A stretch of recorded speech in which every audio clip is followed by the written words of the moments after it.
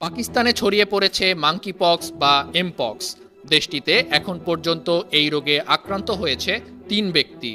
সংক্রমণ ঠেকাতে তাদের রাখা হয়েছে কোয়ারেন্টাইনে। আর এসব বিষয় বিবেচনায় হটলাইন চালু করেছে বাংলাদেশ স্বাস্থ্য অধিদপ্তর। মাঙ্কিপক্সের লক্ষণ কারো মধ্যে দেখা গেলে দ্রুততম সময়ে ২টি নম্বরে যোগাযোগ করতে বলা হয়েছে। নম্বর দুটি হল 16263 ও 10655। শনিবার এক সংবাদ বিজ্ঞপ্তিতে এই তথ্য জানায় স্বাস্থ্য অধিদপ্তর। অন্যদিকে শাহজালাল আন্তর্জাতিক বিমানবন্দর, চট্টগ্রাম শাহ আমানত বিমানবন্দর ও সিলেট ওসমানী বিমানবন্দরে জারি করা হয়েছে বিশেষ সতর্কতা।